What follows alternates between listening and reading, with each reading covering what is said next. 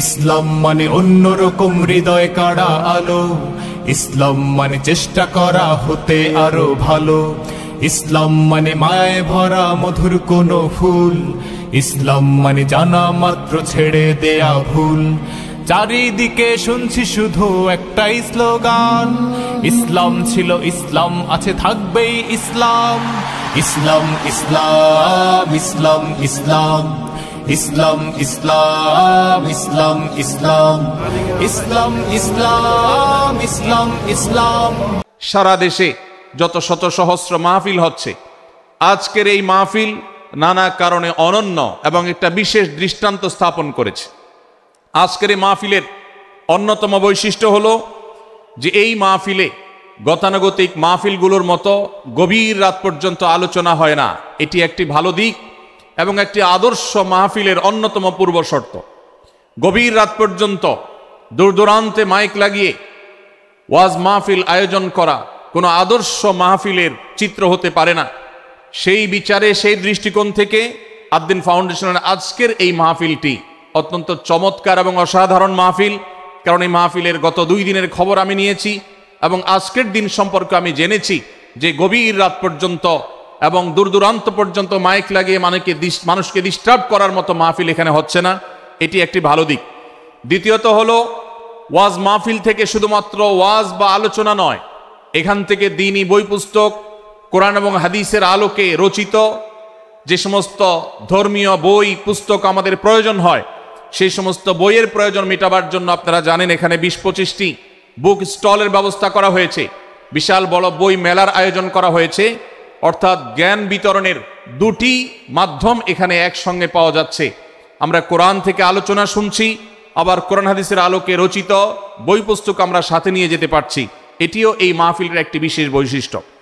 তৃতীয়ত হলো, আমাদের মা বোনদের প্রবেশ পথ, তাদের অবস্থান, এগুলোকে এতটাই স্বাতন্ত্র করা হয়েছে, এতটাই এগুলোকে সেপারেট করা হয়েছে যে সেগুলো তাদের প্রাইভেসি, তাদের পর্দার যে বিধিবিধান, তাদের যে ব্যক্তিত্ব, তাদের যে অন্যান্য দিকগুলো আছে সেগুলোকে খুব ভালোভাবে মেনটেন করা হচ্ছে। এটিও একটি আদর্শ মাহফিলের গুরুত্বপূর্ণ দিক। আজকাল অনেক ওয়াজ মাহফিলে মা বোনদের জন্য ওয়াজ শোনার ব্যবস্থা রাখা হয়, কিন্তু সেই সমস্ত ওয়াজ মাহফিলে মা বোনদের পর্দা সুন্দরভাবে সুচারুরূপে তারা আসা এবং নিরাপত্তার সাথে আবার ফিরে যাওয়ার মতো পৃথক আসা যাওয়ার রাস্তা ইত্যাদির ব্যবস্থা করা হয় না, যা বহুবিধ ফিতনার কারণ হয়ে থাকে।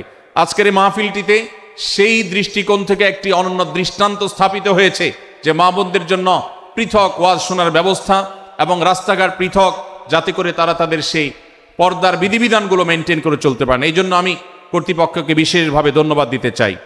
সেই সাথে আজকের একটা মাহফিলের সম্পূর্ণ নতুন দিক যুক্ত হয়েছে, যেটা আপনারা দেখেছেন, তা হলো প্রত্যেক আলোচক আলোচনা করার আগে তার বায়োগ্রাফি পেশ করা হচ্ছে, তার জীবন বৃত্তান্ত পেশ করা হচ্ছে এবং সংক্ষেপে তার সম্পর্কে ধারণা দেয়া হচ্ছে। এটিও একটা চমৎকার দিক এবং আমার জানা মতে বাংলাদেশের যে কোনো মাহফিলে এটি প্রথম দৃষ্টান্ত। সেই সাথে এই মাহফিলে আগত আমাদের সম্মানিত দর্শক শ্রোতা মণ্ডলীর জন্য প্রাথমিক চিকিৎসা সম্পর্কে যেন তারা ধারণা নিতে পারেন, সেজন্য অনেকগুলো বুথ করা হয়েছে। এই বুথগুলো থেকে একজন মানুষ তার প্রাথমিক স্বাস্থ্য, এটার পরীক্ষা নিরীক্ষা বা নিজের চিকিৎসা সম্পর্কে স্টেপ কিভাবে নেবেন সে সম্পর্কে আদ-দ্বীন সকিনা মেডিকেল কলেজের তরফ থেকে একটি বিশেষ আয়োজন হলো, যে বিশেষ ক্যাম্প এবং বুথ করে করে আমাদের দর্শক শ্রোতাকে এই দিক থেকে বিশেষ সার্ভিস দেওয়া হচ্ছে। পর্যাপ্ত টয়লেটের ব্যবস্থা করার কথা আমি শুনতে পেরেছি, জানতে পেরেছি, এবং বক্তাদের, আলোচকদের বিভিন্ন উক্তি সম্বলিত ফেস্টুন আমি দেখেছি, যেটা অত্যন্ত নতুন একটা দিক। যদিও সেখানে বক্তাদের ছবি না থাকলে, প্রিন্টেড ছবি না থাকলে সেটা ভালো ছিল। আমি আশা করব কর্তৃপক্ষ সেটি পরবর্তীতে খেয়াল রাখবেন। সেই সাথে আমি একটি বিশেষ অনুরোধ তাদেরকে করেছি, তা হলো এই 3 দিন ব্যাপী তাফসিল কোরআন মাহফিলে আলোচকগণ কোরআন এবং হাদিস থেকে যে সমস্ত আলোচনা বক্তব্য পেশ করেছেন এবং করবেন, তার সবগুলোর সামারি একটি স্মারক গ্রন্থ আকারে যদি প্রকাশ করা হয়, একটি স্মারক পুস্তিকা আকারে প্রকাশ করার পর যদি এটি বিতরণ করা হয়, তাহলে মাহফিলটি হারিয়ে যাবে না, মাহফিলটি আমাদের ঘরে ঘরে থেকে যাবে, আমাদের জীবনকে আলোকিত করবে। আমি আশা করব ওয়াজ মাহফিল যেটি এই দেশের সবচেয়ে প্রাচীনতম কালচারের অন্যতম, এদেশের সবচেয়ে শক্তিশালী সংস্কৃতির অন্যতম হলো ওয়াজ মাহফিল। এই ওয়াজ মাহফিলগুলো আদর্শ ওয়াজ মাহফিলে পরিণত হবে। এই ওয়াজ মাহফিলগুলো মানুষের বিরক্তির কারণ হবে না। শহর এলাকায় রাত বিরাতে গভীর রাত পর্যন্ত দূর দূরান্তে মাইক লাগিয়ে মানুষের দুর্ভোগ সৃষ্টির কারণ হবে না। উচ্চ শব্দ দিয়ে মানুষকে বিরক্ত করার কারণ হবে না মাহফিলগুলো। আমরা যদি আদর্শ ওয়াজ মাহফিলের দৃষ্টান্ত স্থাপন করতে পারি, তাহলে এই দেশ কোরআনের আলোয় আলোকিত হবে, হাদিসের আলোকে আলোকিত হবে, আমাদের ঘরগুলো আলোকিত হবে দ্বীনের নূর এবং আলো দ্বারায়। আল্লাহ রাব্বুল আলামিন আমাদের সবাইকে কোরআন এবং হাদিসের আলো থেকে আলোকিত হওয়ার তৌফিক দান করুন। আজকের এই মাহফিলে আমরা যেরকম সবাই সমবেত হয়েছি, মাশাআল্লাহ চরম নীরব নিস্তব্ধ পরিবেশে সবাই পিনপতন নীরব হয়ে এই মুহূর্তে কথা শুনছি। আমি আশা করব শেষ মুহূর্ত পর্যন্ত আমরা এই অবস্থা বজায় রাখব। আরশে আজিমের মালিকের কাছে ফরিয়াদ করি, হে আল্লাহ, হে আরশের মালিক, আপনি আমাদের সবাইকে এখানে যেরকম একত্রিত হওয়ার তৌফিক দিয়েছেন, জান্নাতুল ফেরদাউসের আঙ্গিনায় প্রিয় হাবিব মুহাম্মদ মুস্তাফা সাল্লাল্লাহু আলাইহি সাল্লামের সাথে আমাদেরকে এরকম একত্র হওয়ার সমবেত হওয়ার তৌফিক দান করুন, বলুন আমিন। সম্মানিত ভাইয়েরা, আমি আপনাদের সম্মুখে কোরআনে কারীমের গুরুত্বপূর্ণ একটি সূরা, সূরা হুজরাতের একটি আয়াত তেলাওয়াত করেছি। সূরা হুজরাতের 7টি বিশেষ সামারি আপনাদের সামনে আমি তুলে ধরতে চাই। এই সূরার বিশেষ তাৎপর্য, এই সূরার যে বিশেষ বার্তা, আজ বাংলাদেশের যে সমাজ বাস্তবতা রয়েছে, সেই সমাজ বাস্তবতায় সূরাতুল হুজরাত প্রতিটি ঘরে ঘরে প্রত্যেক মুসলমানকে বারবার পাঠ করা, পুনর্পাঠ করা প্রয়োজন। আমার রব, আমার আল্লাহ যদি আমাকে শক্তি সামর্থ্য দিতেন, আমি আমার দেশের প্রত্যেক মুসলিম ভাইকে বোনকে হাত জোড় করে অনুরোধ করে অনুনয় বিনয় করে সূরাতুল হুজরাতের শুরু থেকে শেষ পর্যন্ত যে 18টি আয়াত রয়েছে, এই 18 আয়াতে ঐতিহাসিক যে 7টি বিশেষ বার্তা রয়েছে, সে বার্তাগুলো গ্রহণ করবার উদ্দেশ্যে বারবার অর্থ সহকারে সূরাতুল হুজরাত বুঝে বুঝে পড়ার, এর তাফসীর দেখার, এর সামারিকে বারবার জানার জন্য আমি অনুরোধ করতাম। আল্লাহ তাআলা আমাদের সবাইকে সূরাতুল হুজরাত এর আলো দ্বারায় সবাইকে আলোকিত হওয়ার তৌফিক দান করুন।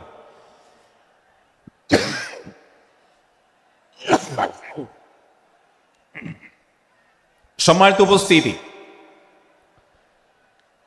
আমি যে সূরার সামারি আপনাদেরকে বলতে যাচ্ছি, যে সূরাকে সামনে রেখে আজকের এই ঐতিহাসিক মাহফিলে কোরআনে কারীমের দেওয়া 7টি বার্তা দিতে চাইছি, সেই সূরার নাম হলো সূরাতুল হুজরাত।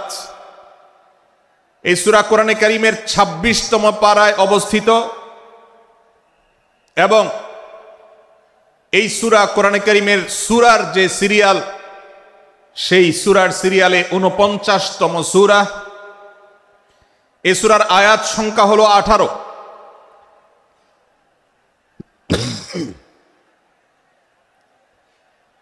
এই সূরার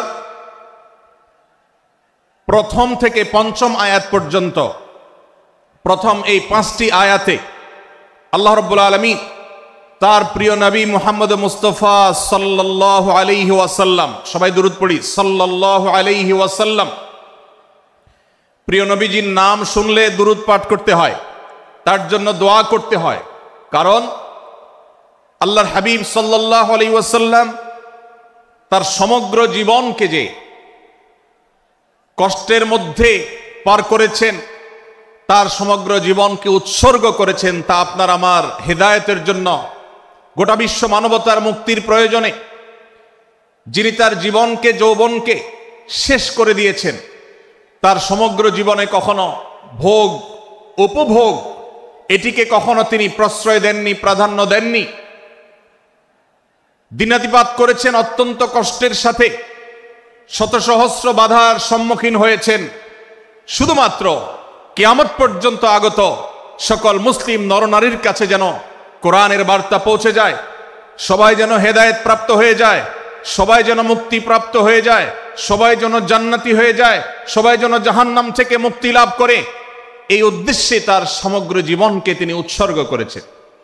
আমাদের হেদায়েতের জন্য, আমাদের কল্যাণের পথে আহ্বানের জন্য, আমাদের জান্নাতে নেওয়ার জন্য, যার সমগ্র জীবনে কখনো ভোগ উপভোগকে প্রশ্রয় দেননি, কষ্টে নিপতিত হয়েছেন, তিনি চাইলে মক্কার রাজত্ব করতে পারতেন, তিনি চাইলে মক্কার সবচেয়ে ভোগী মানুষ হতে পারতেন, কিন্তু সেটা না করে তিনি যে ত্যাগের দৃষ্টান্ত স্থাপন করেছেন, প্রিয় নবী মুহাম্মদ সাল্লাল্লাহু আলাইহি সাল্লামের সেই অবদানের স্বীকৃতি স্বরূপ আমরা তার নাম যখনই শুনব সাল্লাল্লাহু আলাইহি সাল্লাম বলে তার প্রতি আল্লাহর রহমত যেন, অনুগ্রহ যেন নাজিল হয় সেজন্য দোয়া করব। আল্লাহ তাআলা তার হাবিবকে রহমত এমনিতেই দান করবেন, আপনি আর আমি তার জন্য রহমতের দোয়া করার মধ্য দিয়ে আমরা সৌভাগ্যবান মানুষের কাতারে শামিল হতে পারবো। তো আমি যেটি বলছিলাম, সূরাতুল হুজুরাতের 1 থেকে 5 নম্বর আয়াত পর্যন্ত এই 5টি আয়াতে আল্লাহ রাব্বুল আলামিন প্রিয় নবী সাল্লাল্লাহু আলাইহি সাল্লামের সাথে আদব এবং শিষ্টাচারের শিক্ষা দিয়েছেন মানব জাতিকে। এবং আল্লাহ রাব্বুল আলামিন ঈমানদারদেরকে পরম মায়ার সাথে ডেকে, ইয়া আইয়ুহাল্লাযীনা আমানু, হে ঈমানদারগণ, এই ডাকে আল্লাহ তাআলা ডেকে বলেছেন, লা তুকাদ্দিমু বাইনা ইয়াদাইল্লাহি ওয়া রাসূলিহি, তোমরা আল্লাহ এবং তার রাসূলের সামনে আগ বেড়ে কোনো কথা বলবে না, আগ বেড়ে কোনো কাজ করবে না। একজন ঈমানদার, একজন মুসলমান, তার এই শিষ্টাচারের শিক্ষা তার জীবনে ধারণ করতে হবে। যখনই আল্লাহ কোনো কথা বলেছেন, আল্লাহ রাসূল সাল্লাল্লাহু আলাইহি সাল্লাম কোনো কথা বলেছেন, এটি নিশ্চিত হতে পারবো আমরা, তখন একজন ঈমানদার আর কখনো সেটার উপর কোনো কথা বলবে না, আগ বেড়ে কোনো কিছু করবে না, কোনো প্রকার সীমা লঙ্ঘন করবে না। ক্বালাল্লাহ ক্বালার রাসূল, আল্লাহ বলেছেন, আল্লাহ রাসূল বলেছেন, এটি শোনার পর সে তার আপদ মস্তককে সারেন্ডার করবে, সে নিজেকে আত্মসমর্পণ করবে। এরপর তার কোনো যুক্তিকে, কোনো বুদ্ধিকে, তার কোনো মতামতকে সে সেখানে আর দাঁড় করাবার চেষ্টা করবে না। এটা একজন শিষ্টাচার বিশিষ্ট ঈমানদারের বৈশিষ্ট্য। কোরআন এই শিক্ষা আমাদেরকে দিয়েছে। ভাইরা আমার, এই শিক্ষাকে ধারণ করে আমরা যারা নিজেদেরকে মুসলমান দাবি করছি, আমাদের সম্মানীয় যারা আছেন, আল্লাহকে যেরকম আমরা সম্মান করি, আল্লাহ রাসূলকে যেরকম সম্মান করি, ঠিক একইভাবে আমাদেরকে যে সমস্ত মানুষগুলোকে সম্মান করার নির্দেশ করা হয়েছে, ওলামা একরাম রয়েছেন, আমাদের বাবা মা, বয়সে বড়, শিক্ষিত, এবং যারা আমাদের শিক্ষক বৃন্দ আছেন, এভাবে যারা আমাদের সম্মানের পাত্র আছেন, সে মানুষগুলোর সামনে আগ বেড়ে যেন কোনো কিছু না করি। সে আগ বাড়াটা কথার ক্ষেত্রে হতে পারে, চলার ক্ষেত্রে হতে পারে, আচরণের ক্ষেত্রে হতে পারে। এই শিষ্টাচারের শিক্ষা সূরা হুজুরাতের প্রথম আয়াতে আমাদেরকে দেয়া হয়েছে। প্রিয় ভাইরা আমার, আমাদের সমাজে আজ যে সমস্ত ভালো গুণের দুর্ভিক্ষ চলছে, ক্রাইসিস চলছে, অভাব চলছে, এর মধ্যে অন্যতম হলো আজ শিষ্টাচারের অভাব। আমাদের সমাজের চতুর্দিকে আপনি দেখতে পাবেন পরিলক্ষিত হচ্ছে। আমাদের শিশু থেকে নিয়ে কিশোর, যুবক থেকে নিয়ে মধ্যবয়স্ক, সকল শ্রেণী মানুষের মধ্যে আজ আদব এবং শিষ্টাচারের ভয়াবহ অভাব আমরা দেখতে পাচ্ছি। বিশেষ করে পশ্চিমা সংস্কৃতিকে আমাদের এই স্বদেশে, আমাদের এই মুসলমানদের সমাজে জোর করে পুশ করাবার, সে সমস্ত এজেন্ডাকে বাস্তবায়ন করবার যে প্রচেষ্টা এদেশের এক শ্রেণীর মানুষকে করতে দেখা যায়, তারা এদেশের সমাজের খাঁজে বাজে থাকা ইসলামের কৃষ্টি, কালচার এবং সংস্কৃতিগুলোকে ধুয়ে মুছে পরিষ্কার করবার জন্য শত সহস্র উদ্যোগ নিয়েছে। আমাদেরকে কোরআনের শিক্ষা ধারণ করে, কোরআনের শিক্ষাকে প্রচার করে, কোরআনের শিক্ষাকে প্রতিষ্ঠিত করে ব্যক্তির মধ্যে, ঘরে, পরিবারে, সমাজে, রাষ্ট্রে, সংবিধানে, আইনে, সংসদে, সর্বত্র কোরআনের শিক্ষাকে বাস্তবায়ন করে সেই সমস্ত বিন্দেশী অপসংস্কৃতি চাপিয়ে দেওয়ার ষড়যন্ত্রকে মোকাবেলা করতে হবে ইনশাআল্লাহ। ভাইরা আমার, আর সেজন্য সূরা হুজুরাতের এই শিষ্টাচারের শিক্ষা আমাদের জীবনে খুবই গুরুত্বপূর্ণ। আমরা যখনই কোনো সম্মানীয় ব্যক্তির কাছে আমরা থাকব, তাদের কথার উপরে কথা বলা, তাদের সাথে তর্ক করা, তাদের সামনে আগ বেড়ে কথা বলা, এমনকি তারা যখন চলবেন তাদের সামনে সামনে হাঁটা, এই সবগুলো কোরআনের এই শিষ্টাচারের যে শিক্ষা আছে এর পরিপন্থী। প্রিয় নবী সাল্লাল্লাহু আলাইহি সাল্লামের সময়কার একটি ঘটনা, এক ব্যক্তি তার বাবার সাথে হেঁটে যাচ্ছিলেন, বোঝা যাচ্ছিল না যে তাদের মধ্যে বাবাকে সন্তানকে। অনেক সময় বাপ সন্তানের বাহ্যিকভাবে দেখে বোঝা যায় না, এরকম কোনো কোনো ক্ষেত্রে হয়। জিজ্ঞেস করা হলো তাদেরকে, তোমাদের মধ্যে বাবাকে সন্তানকে? বলা হলো যে অমুক বাবা অমুক সন্তান। তখন নির্দেশনা দেওয়া হলো যে সন্তান তার হাঁটা এবং চলার মধ্য দিয়ে এই বিনয়ের প্রকাশ ঘটাতে হবে, আনুগত্যের প্রকাশ ঘটাতে হবে, সম্মান এবং শ্রদ্ধার প্রদর্শন করতে হবে, যার মধ্য দিয়ে বোঝা যায় যে কে সন্তান আর কে বাবা, এর জন্য জিজ্ঞেস করতে না হয়। আজ আমাদের যারা তরুণ আছি, আমরা যুবক আছি, আমরা অনেকেই পশ্চিমা সংস্কৃতি দ্বারা প্রভাবিত হয়ে আমরা শিষ্টাচারের এই গণ্ডি এবং সীমানা পার হয়ে চলে গেছি। কোরআন আমাদেরকে শিষ্টাচারের শিক্ষা দিচ্ছে যে আমরা সিনিয়রদের সামনে বিনয়ের সাথে আচরণ করব, তাদের সামনে সামনে চলা থেকে বিরত থাকব, যথাসম্ভব তাদেরকে অনুসরণ করার চেষ্টা করব, তাদের সাথে কথা হবে, তাদের আগ বেড়ে কথা হবে না, তাদের কোনো জিজ্ঞাসা থাকলে সেটার উত্তর হবে বিনয়ের সাথে। এই শিষ্টাচারের শিক্ষা আমাদেরকে দেয়া হয়েছে। এবং একইভাবে সূরা হুজুরাতের প্রথম বার্তার মধ্যে নবী সাল্লাল্লাহু আলাইহি সাল্লামের সাথে আরেকটি শিষ্টাচার শেখানো হয়েছে, তা হলো আল্লাহ রাব্বুল আলামিন আমাদের কণ্ঠকে, আমাদের আওয়াজকে, আমাদের কথাকে নবী সাল্লাল্লাহু আলাইহি সাল্লামের কথার চাইতে যেন আগ বেড়ে না যায়, তার চাইতে যেন উঁচু কণ্ঠে আমরা কথা না বলি, তার চাইতে যেন উচ্চ স্বরে কথা না বলি, সেই শিক্ষা দিয়েছেন, সেই শিষ্টাচারের শিক্ষা আমাদেরকে দেওয়া হয়েছে। ভাইরা আমার, প্রিয় নবী সাল্লাল্লাহু আলাইহি সাল্লামের সাহাবীরা নবী সাল্লাল্লাহু আলাইহি সাল্লামের প্রতি আদব এবং শিষ্টাচার এত বেশি প্রদর্শন করতেন যে নবী করিম সাল্লাল্লাহু আলাইহি সাল্লামের প্রতি এই শিষ্টাচারের কথা যখন বলা হয়, সাহাবীরা অনেকে নবী করিম সাল্লাল্লাহু আলাইহি সাল্লামের সাথে কথা বলতে রীতিমতো ইতস্তত বোধ করছিলেন যে কিভাবে কথা বলবো, না জানে জোরে হয়ে যায় এবং তাতে না জানে আমি বেয়াদবের কাতারে শামিল হয়ে যাই, শিষ্টাচার বহির্ভূত কাজ করে ফেলি। এবং আল্লাহ তাআলা যে সতর্কীকরণ করেছেন সূরা হুজুরাতের এই 1 থেকে 5 নম্বর আয়াতের মধ্যে, তার আওতায় আমি না জানে পড়ে যাই। তখন সাহাবায়ে কেরাম বিনয় এবং বিনম্রতা অবলম্বন করেছেন এবং তারা একরকম বিপাকে পড়ে গেছেন। এতটা তারা সভ্য ছিলেন, এতটা তারা নম্র ছিলেন, এতটা তারা বিনম্র আচরণ করতেন নবীজির সাথে। ভাইরা আমার, এই বিষয়টিও আমরা শুধুমাত্র আমাদের প্রিয় নবীজির জন্য নয়, এটি আমাদের মা বাবা, আমাদের সম্মানের পাত্র যারা আছেন, আমাদের বয়সে যারা সিনিয়র আছেন, তাদের সামনে কথা বলার সময় আমরা মেনটেন করে চলবো। অর্থাৎ আমরা উচ্চ কণ্ঠে তাদের সামনে কথা বলবো না।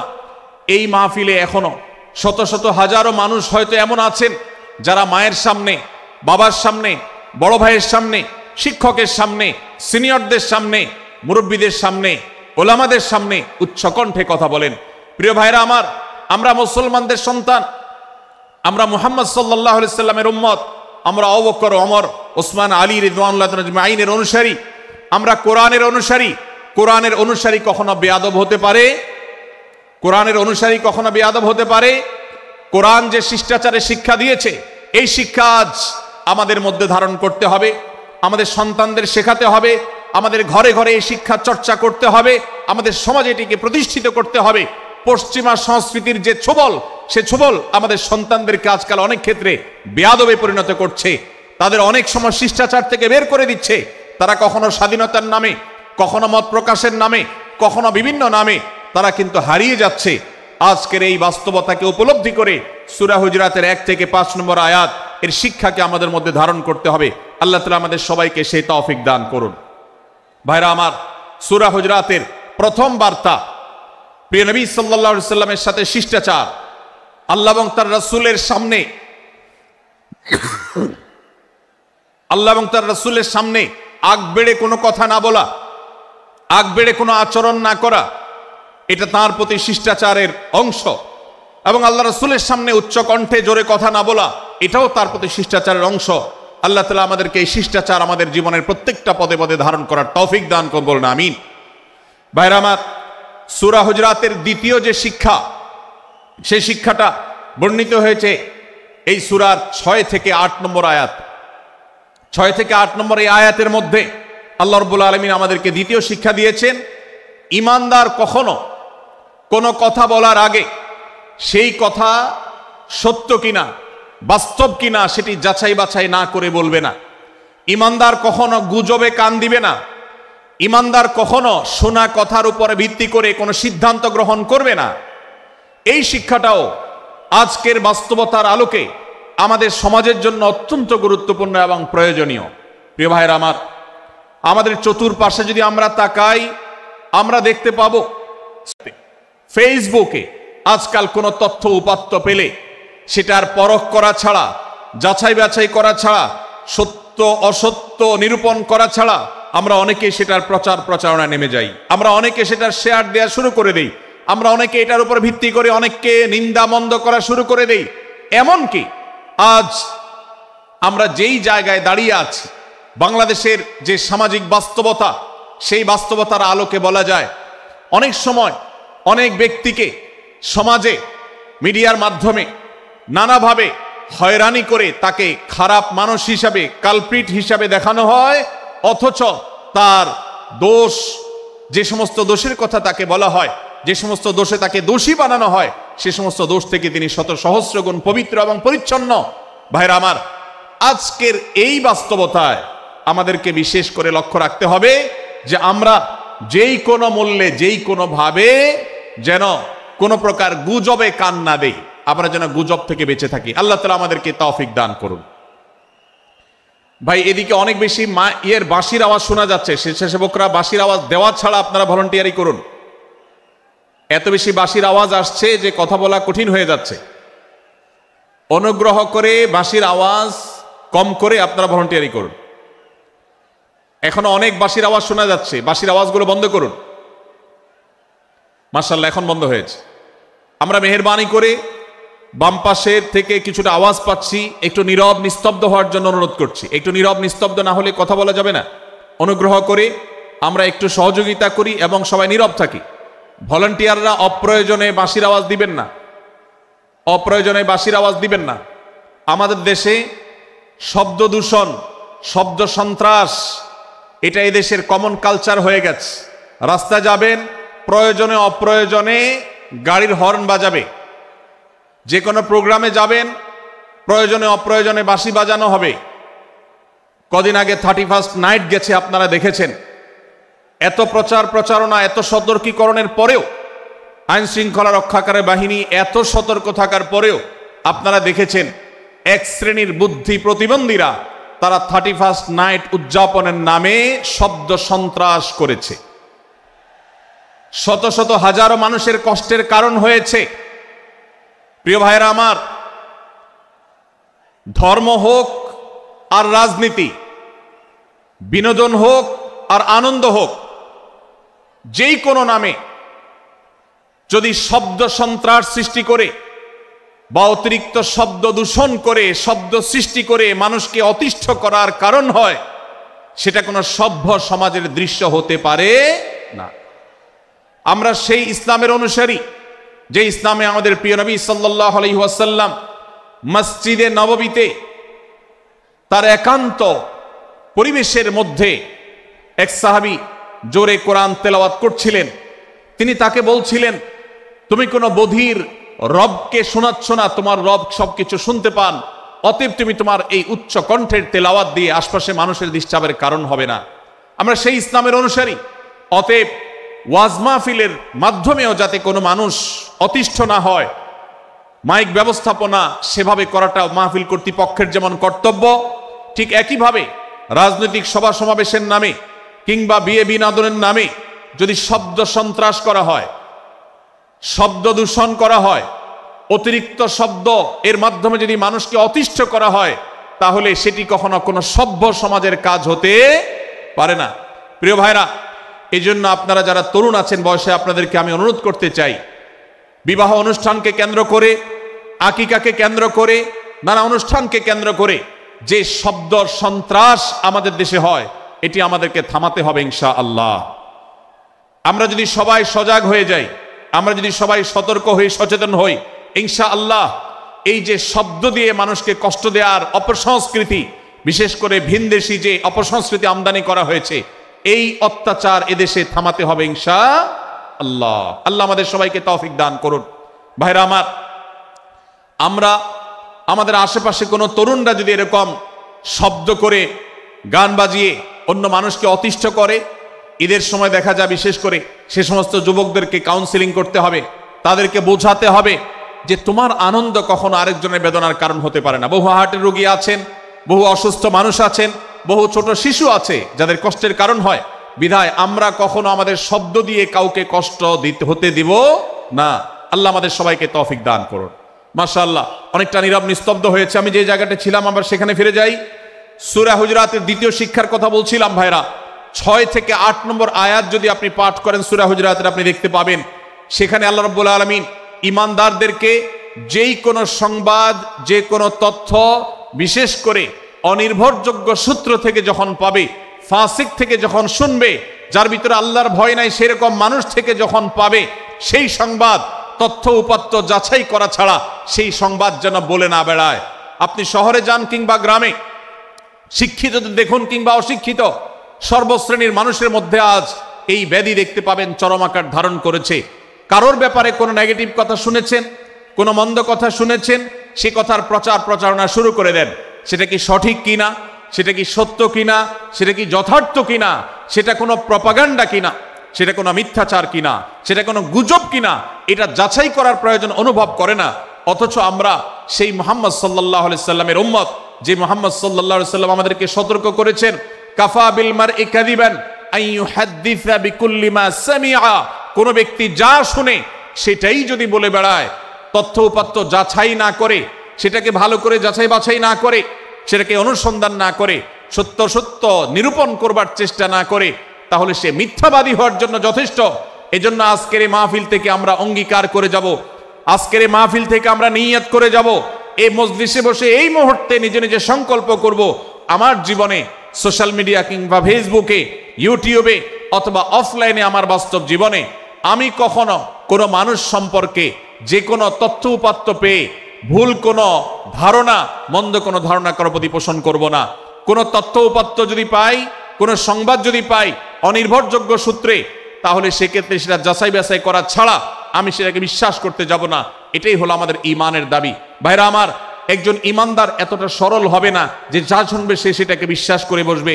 একজন ঈমানদার এতটা বাস্তবতা থেকে দূরে থাকবে না যে তিনি তার পাওয়া কোনো সংবাদকে অনুসন্ধান করবে না।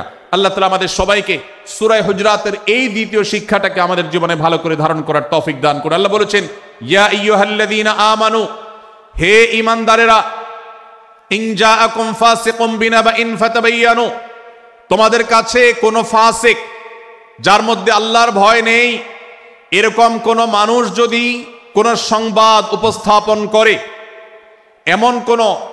এমনকি গণমাধ্যমেও যদি কোনো সংবাদ প্রচারিত হয়, সংবাদদাতার মধ্যে যদি আল্লাহর ভয় না থাকে, সে যদি টাকার বিনিময়ে কারোর চরিত্র হনন করতে পারে, সে যদি অ্যাডভার্টাইজ পেয়ে কোনো কোম্পানির হয়ে দালালি করতে গিয়ে অন্য কারোর বিরুদ্ধে কোনো মিথ্যাচার করে, সে যদি বিদেশিদের এজেন্ডা বাস্তবায়ন করতে গিয়ে আলেম সমাজের চরিত্রকে কলঙ্কিত করে, কোনো ভালো মানুষকে দোষী হিসাবে সাব্যস্ত করে, তো আল্লাহ তাআলা আমাদেরকে সতর্ক করেছেন, ফাতাবায়ানু, সেই সংবাদ সত্য কিনা আমাদেরকে যাচাই করতে হবে। আন তুসিবু কওমান বিজাহালাহ ফাতুসবিহু আলা মা ফাআলতুম নাদিমিন, যদি আমরা যাচাই বাছাই না করে যা শুনি সেটাকে বিশ্বাস করতে থাকি, তাহলে আমরা এক সময় লজ্জিত হতে হবে, অনুতপ্ত হতে হবে আমাদের এই ভুল অবস্থানের কারণে।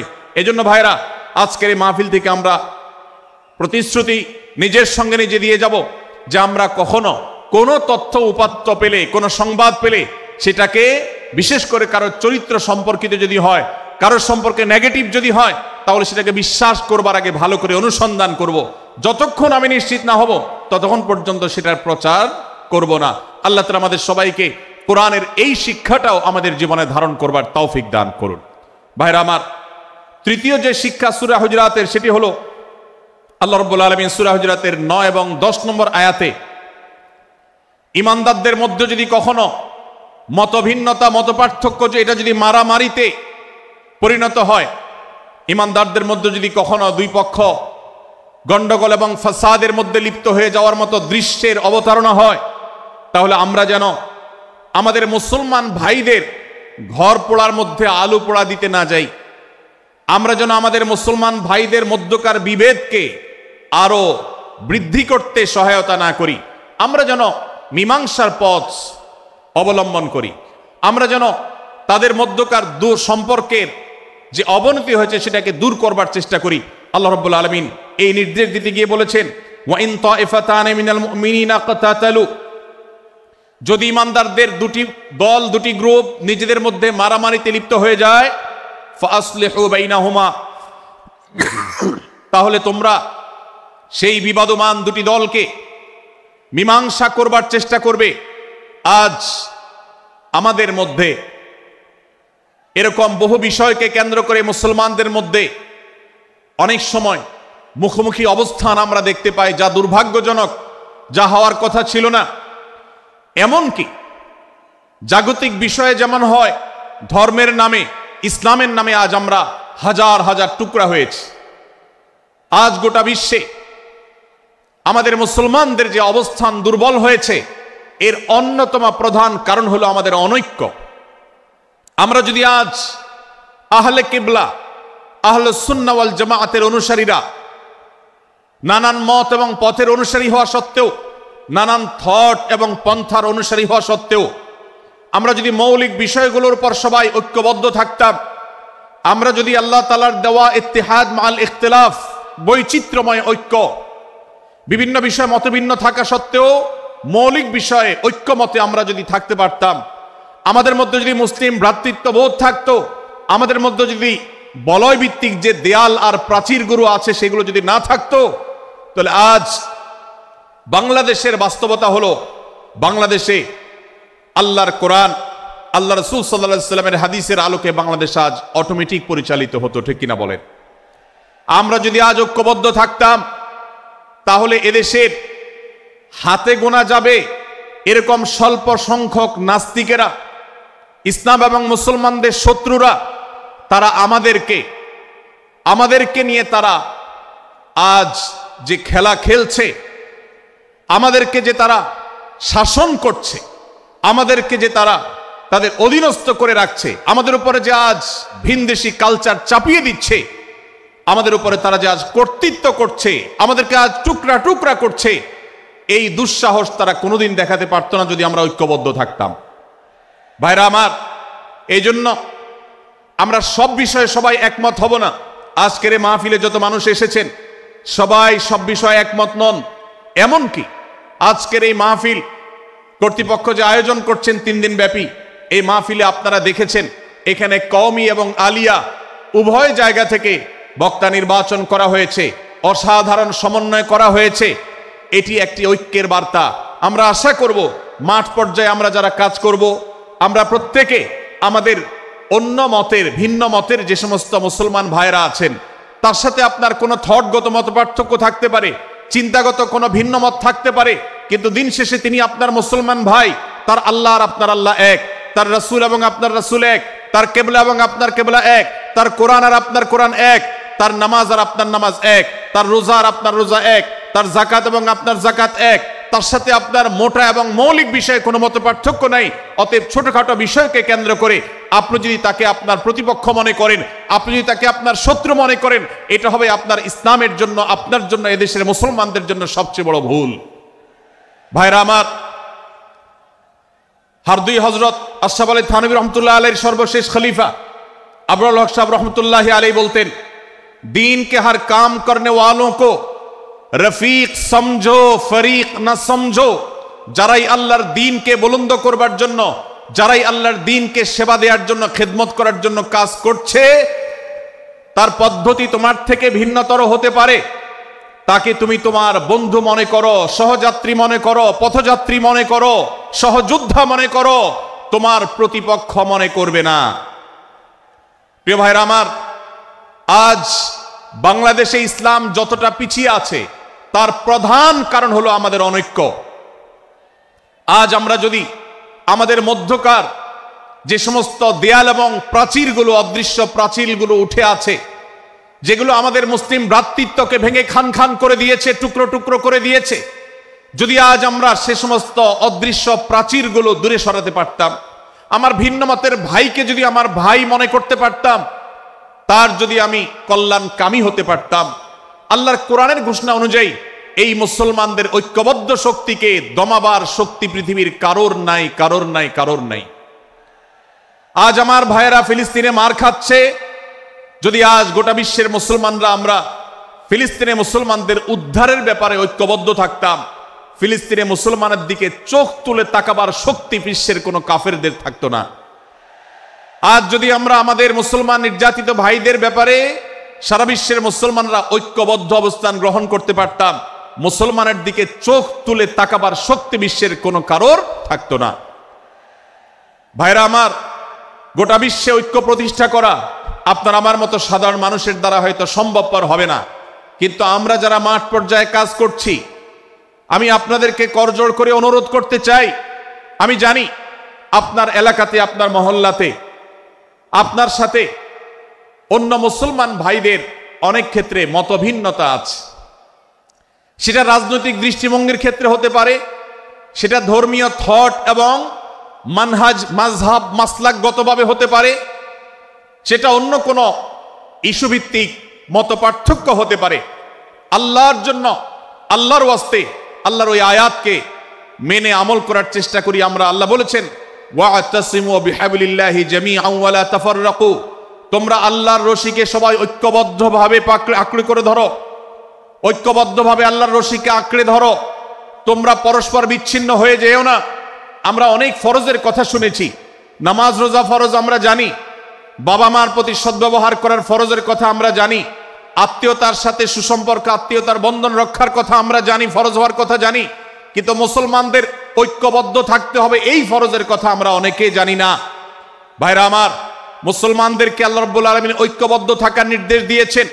এই ঐক্যটা এর মানে এই নয় যে সবাই এক মতের হয়ে যাবে সব বিষয়ে। বিভিন্ন বিষয়ে আমাদের মধ্যে মত পার্থক্য থাকবে, তারপরে আমরা একে অন্যের সহযোদ্ধা হব, সহযাত্রী হব, আমরা একে অন্যের কল্যাণকামী হব, একে অন্যের ভালো চাইব। আমার ভিন্ন মতের মুসলমানের কোনো ক্ষতিতে আমি খুশি হব না, তার ক্ষতিতে আমি কষ্ট পাবো, তার সাফল্যকে আমি এনজয় করব, আনন্দিত হব। এটা যদি করতে না পারি তো আমি কখনো খালেস এবং সাচ্চা মুসলমান হতে পারলাম না। আল্লাহ তাআলা আমাদের অন্তরগুলোকে উদার করে দিন, ব্রড করে দিন, প্রশস্ত করে দিন, বড় করে দিন, উম্মার ঐক্যের প্রয়াসী হওয়ার তৌফিক দান করুন বলুন আমিন। ভাইরা আমার, আমরা মহল্লায় মহল্লায়, এলাকায় এলাকায়, মসজিদে মসজিদে, আমাদের নিজস্ব বলয়ে, নিজস্ব অঙ্গনে আমরা চেষ্টা করব ভিন্ন ভিন্ন মতের মুসলিম ভাইকেও আমার ভাই হিসাবে আঁকড়ে ধরার, আপন করার। ডক্টর খন্দকার আব্দুল্লাহ জাহাঙ্গীর রাহিমাহুল্লাহ এই অঞ্চলের সন্তান।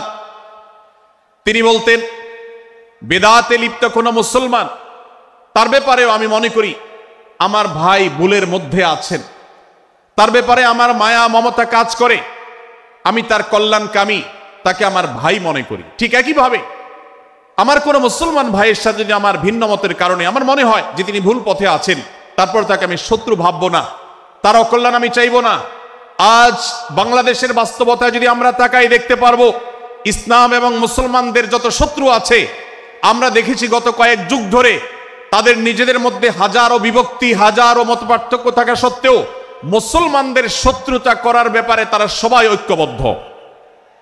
অথচ আমরা মুসলমানরা আমাদের আল্লাহ, আমাদের রাসূল, আমাদের কোরআন, আমাদের কিবলা, আমাদের সবকিছু এক হওয়া সত্ত্বেও ছোটখাটো বিষয়কে নিয়ে আমরা আমাদের মধ্যকার বিভেদের প্রাচীরগুলোকে দাঁড় করিয়ে রেখেছি, যার কারণে আমরা গোটা বিশ্বে যেমন মার খাচ্ছি, আমাদের এই প্রিয় মাতৃভূমিতেও আমরা সংখ্যায় সবচেয়ে বেশি হয়েও আমরা কালচারালি মাইনরিটি হয়ে আছি, সংস্কৃতিতে আমরা সংখ্যালঘু হয়ে আছি।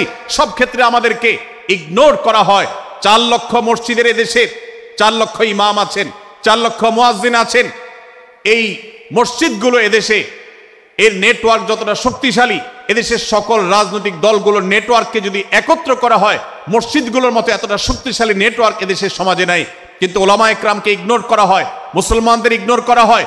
এদেশের আইনে কোরআন এবং সুন্নাহ, এদেশের মুসলমানদের ধ্যান ধারণাকে কখনো বিবেচনায় আনা হয় না। এই যে মুসলমানদের আজ দুরবস্থা, এর অন্যতম প্রধান কারণ হলো আমাদের হাজার হাজার ভাগে বিভক্তি। এই বিভক্তির দেয়ালগুলোকে তুলতে হবে কি হবে না? যদি হয় তাহলে আপনি নিজে থেকে শুরু করে দিন। আপনি যেই মতই লালন করেন না কেন, আপনার ভিন্ন মতের মুসলমানকে আপনি ভাই মনে করবেন, তার সাথে বুক মেলাতে আপনার কষ্ট হবে না, তার সাথে বসতে আপনার অসুবিধা হবে না। ভিন্ন মতের আলেম, এক মতের আলেম আরেক মতের আলেমের সাথে বসতে অসুবিধা হবে না। এক মতের অনুসারী আরেক মতের অনুসারীকে ভাই বলতে অসুবিধা হবে না।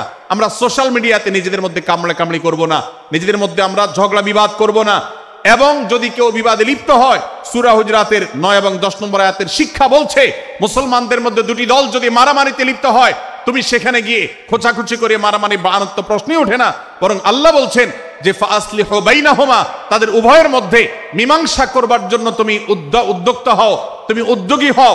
ভাইরা আমার, আমরা অনেকেই হয়তো জেনে থাকবো মিথ্যা এটা আল্লাহর জমিনের সবচেয়ে বড় জঘন্য অপরাধগুলোর মধ্যে থেকে একটি। একজন মুসলমান কোন অবস্থাতে মিথ্যা বলতে পারে না, কিন্তু কোন মুসলমান যদি অন্য মুসলমানের সাথে কখনো বিবাদ বিতণ্ডায় লিপ্ত হয়ে যায়, দুজন মুসলমান বা দুটি বলয়, দুটি পক্ষ, দুটি গোষ্ঠী মুসলমানদের, তাদের মধ্যে যদি কোনো বিষয় যদি ভুল বুঝাবুঝি তৈরি হয়, ভিন্ন মত সৃষ্টি হয়, একে অন্যের সাথে শত্রু ভাবাপন্ন হয়ে যায়, তাহলে তাদের দুইজনের মধ্যে বা দুই পক্ষের মধ্যে মীমাংসা করবার জন্য কেউ যদি মিথ্যা কথাও বলে, অর্থাৎ আপনি এক পক্ষের কাছে গিয়ে বললেন, ভাই আপনি যাকে এত খারাপ মনে করছেন, যার ব্যাপারে আপনি এতটা রাগান্বিত হয়ে আছেন, আমি তো জানি তিনি আপনার ব্যাপারে অনেক সফট চিন্তা রাখেন, আপনার ব্যাপারে অনেক ইতিবাচক ভাবনা রাখেন, আপনার ব্যাপারে অনেক সুধারণা পোষণ করেন।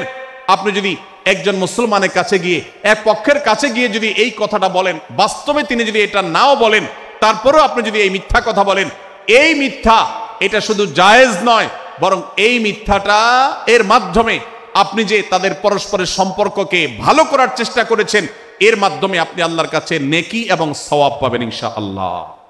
ভাইরা আমার, তাহলে দুজন মুসলমান, দুটি পক্ষ, দুটি দল, দুটি বলয়, দুটি গোষ্ঠী যদি কখনো ভিন্ন মত তাদের মধ্যে তৈরি হয়, সেটা যদি মারামারিতে গিয়ে পৌঁছায়, সেটা যদি বিবাদ বিতণ্ডা পর্যন্ত গিয়ে পৌঁছায়, আমাদের কাজ হবে মধ্যে থেকে সেটাকে মীমাংসার মাধ্যমে দূরত্বকে কমানোর।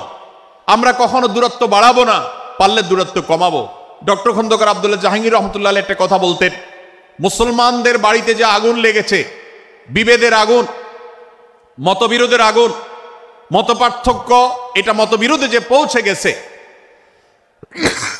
এ আগুন তিনি বলতেন, আমি নিভাবার মতো শক্তি আমার নাই, এত পাওয়ার নাই যে বহুদা বিভক্ত মুসলমানদেরকে আমি ঐক্যবদ্ধ করে ফেলবো, এত শক্তি আমার হাতে নেই।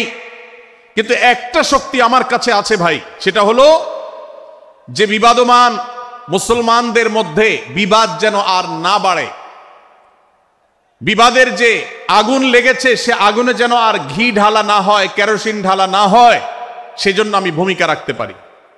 আমি আপনাদেরকে বিনয়ের সাথে অনুরোধ করতে চাই, যত বিষয় নিয়ে আমাদের মুসলমানদের পরস্পরের মত পার্থক্য আছে, হতে পারে সেটা মাসআলা নিয়ে, হতে পারে সেটা রাজনৈতিক অবস্থানকে কেন্দ্র করে, হতে পারে অন্য কোনো বিষয়কে কেন্দ্র করে, আল্লাহর ওয়াস্তে আপনি বিভেদ মিটাতে পারেন আর না পারেন, বিভেদ যেন না বাড়ে সেজন্য আপনি অবস্থান গ্রহণ করবেন, বিভেদ বাড়ার ক্ষেত্রে কোনো ভূমিকা পালন করবেন না, এবং সব সময় উম্মার ঐক্য প্রয়াস চাইবেন, প্রয়াস চালাবেন, উম্মার ঐক্য চেষ্টা করবেন।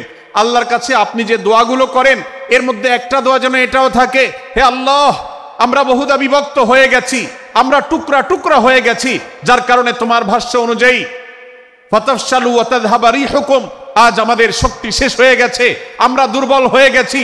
আজ বাংলাদেশের বাস্তবতা যদি আমরা বলি, যে দেশের 90-95 ভাগ মানুষ মুসলমান, সে দেশে আজ হাতে গোনা কিছু নাস্তিক, কিছু ইসলাম বিদ্বেষী, মুসলমান বিদ্বেষীরা, তারা আমাদেরকে আজ উঠা বসা করায়, তারা আমাদের আইন নির্ধারণ করে, তারা আমাদের শাসক নির্ধারণ করে, তারা আমাদের সব বিষয়গুলোকে নির্ধারণ করে দেয়।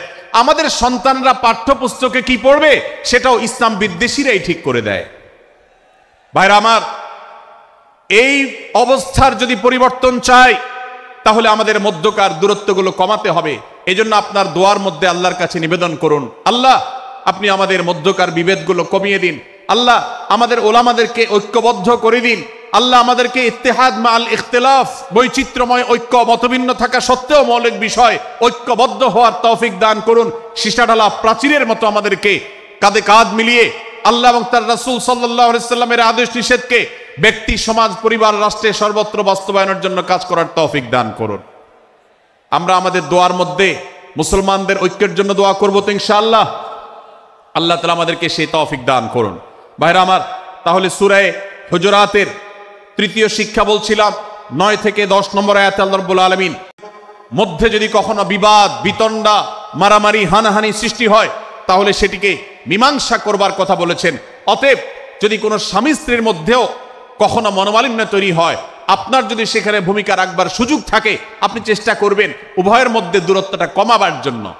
আমরা অনেকে আজকাল নামাজ কালাম পড়ি, রোজা রাখি, দাড়ি রাখি, অনেক ভালো ভালো কথা বলি, অথচ দুজনের মধ্যে গন্ডগোল লাগলে আমরা সেখানে এক পক্ষ হয়ে আরেক পক্ষকে আমরা খেপিয়ে তুলি। পারলে অনেকে চগলখড়ি করেন, প্রত্যেক পক্ষের কাছে গিয়ে অপর পক্ষের ব্যাপারে মিথ্যা কথা বলে তাদের মধ্যে ভেজালকে আরো বাড়িয়ে দেন।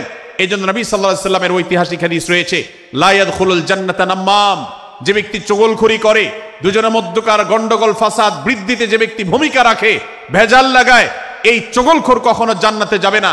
আমাদের অনেকেরই এই দুঃস্বভাব আছে, এই খারাপ চরিত্র আছে।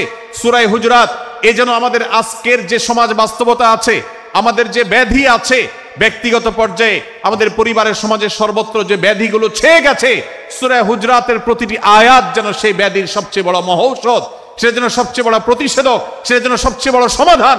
এই জন্য আমি বলেছি শুরুতে, আমার যদি আল্লাহ শক্তি সামর্থ্য দিতেন, প্রত্যেক মুসলমানের হাতে পায়ে ধরে সূরা হুজুরাতের 18টি আয়াত, প্রত্যেকটি আয়াত আমি আমার মুসলমান ভাইদেরকে বলতাম, বারবার পড়ুন, বারবার পাঠ করুন, বোঝার চেষ্টা করুন, জীবনকে পরিবর্তন করুন। এদেশে নামাজি মুসলমান আপনি কম বেশি পাবেন, এদেশে রোজাদার মুসলমান কম বেশি পাবেন, এদেশে হজ আদায়কারী মুসলমান কম বেশি পাবেন, এদেশে তাসবিহরত মুসলমান কম বেশি পাবেন, কিন্তু এদেশে আচার আচরণ, কাজ কারবার, আখলাক এবং বান্দার হক এবং অধিকার, অন্যের অধিকার সংশ্লিষ্ট বিষয়ে সচেতন মুসলমান আপনি খুব বেশি পাবেন না। আর এই জন্যই আমাদের জান্নাতের পথে অনেক বড় অন্তরায় হয়ে আছে। আজ আমাদের চরিত্রগুলো নষ্ট হয়ে গেছে। আমরা নামে মুসলমান, আমরা চগলখড়ি করি, আমরা নামে মুসলমান, দুজনের মধ্যে গন্ডগোল সৃষ্টি করে দেই। গন্ডগোল আগে থেকে সৃষ্টি থাকলে সেটাকে বাড়াবার চেষ্টা করি। আমরা নামে মুসলমান, আমাদের শিষ্টাচার নাই, আদব নাই, লেহাজ নাই। এই জন্য সূরা হুজুরাতের প্রতিটি আয়াত আমাদেরকে শিক্ষা দেয়। আল্লাহ তাআলা আমাদের সকলকে এই শিক্ষাগুলো আজকের এই মাহফিল থেকে আমাদের বুকের ভেতরে পরম যত্ন সহকারে নিয়ে যাওয়ার এবং আমাদের জীবনকে পরিবর্তন করার তৌফিক দান করুন। ভাইরা আমার, তৃতীয় এই শিক্ষাটি শেষ করে আমি বলতে চাচ্ছি, চতুর্থ আয়াতে আল্লাহ রাব্বুল আলামিন আমাদেরকে বলেছেন, আমরা যেন কেউ কাউকে নিয়ে বিদ্রূপ না করি, ব্যঙ্গ না করি, কেউ কাউকে যেন বাজে নামে না ডাকি, কেউ যেন কাউকে খোঁচাখুচি না করি, কেউ যেন কাউর নাম বিকৃত করে তাকে না ডাকি। ভাইরা আমার, এই আয়াতটি আমি শুরুতে তেলাওয়াত করেছি। আল্লাহ বলেছেন, ইয়া আইয়ুহাল্লাযীনা আমানু লা ইয়াসখার কওমুম মিন কওমিন আসা আন ইয়াকুনু খায়রাম মিনহুম। হে ঈমানদারেরা, হে মুসলমানেরা, তোমাদের কেউ যেন অন্য কারোর নাম ধরে অন্য কাউকে ব্যঙ্গ বিদ্রূপ ঠাট্টা না করে। আমরা একে অন্যকে নিয়ে ঠাট্টা করি কি করি না? বিদ্রূপ করার রোগ আমাদের মধ্যে আছে না নাই? ভাইরা আমার, জাগতিক বিষয় তো আছেই, এমনকি দুর্ভাগ্যজনক বাস্তবতা হলো ধর্মের নামে, ইসলামের নামে একদল মুসলমান অপর দল মুসলমানকে নিয়ে হাসি, ব্যঙ্গ, বিদ্রূপ, রাসাহাসি এবং নাম বিকৃত করা এবং খোঁচাখুচি করা, এই কাজগুলো আমাদের মধ্যে আছে না নাই? আমরা যারা ইসলামের খেদমত মনে করে আমার ভিন্ন মতের ভিন্ন দলের মুসলমানকে খোঁচাখুচি করি, আমরা যারা আল্লাহর খেদমত মনে করে, ইসলামের সেবা মনে করে, দাওয়াতের কাজ মনে করে, ইসলাম প্রচার মনে করে ভিন্ন মতের অন্য দলের মুসলমানকে নিয়ে ব্যঙ্গ বিদ্রূপ আর হাসাহাসি করি, তাদেরকে সোশ্যাল মিডিয়াতে, অনলাইনে, অফলাইনে তুচ্ছ-তাচ্ছিল্য করি, আল্লাহর শপথ করে বলছি, এটা ইসলামের সেবা নয়, এটা হলো প্রবৃত্তির পূজা, এটা হলো আপনার নফসের পূজা, এটা হলো আপনার প্রবৃত্তির গোলামি করা, এটা আল্লাহর গোলামি নয়, এটা ইসলামের খেদমত নয়, এটা ইসলামের 12টা বাজানো। ভাইরা আমার, কোন অবস্থাতে একজন মুসলমান অন্য মুসলমানকে নিয়ে ব্যঙ্গ বিদ্রূপ করতে পারে না। আমার মুসলমান ভাই যদি কোনো ভুল কথা বলে, ভুল কাজ করে, আমি যথাযথ নিয়মে তাকে সংশোধনের চেষ্টা করব, সমালোচনা করার দরকার হলে সেটাও করব, কিন্তু হাসাহাসি নয়, বিদ্রূপ নয়, ব্যঙ্গ করা নয়। আজ আমাদের তরুণদের মধ্যে এটা একটা আর্টে পরিণত হয়েছে। আপনারা রোস্টিং ভিডিওর কথা কম বেশি সবাই জেনে থাকবেন। রোস্টিং ভিডিওর কথা আপনারা জানেন কি জানেন না? ভাইরা আমার, রোস্টিং ভিডিও নামটা দেখেন, অর্থাৎ কাউকে রোস্ট করা। আমরা মুরগি রোস্ট করার কথা জানি, এখন মানুষ রোস্ট করার সিস্টেম শুরু হয়েছে। একজন মানুষের কোনো ভুল কিছু পেয়েছেন, অবশ্যই আপনি সমালোচনা করবেন। আপনি একজন মুসলমান হিসেবে জানতে হবে কারোর ভুলের সমালোচনার মূলনীতি আছে না নেই?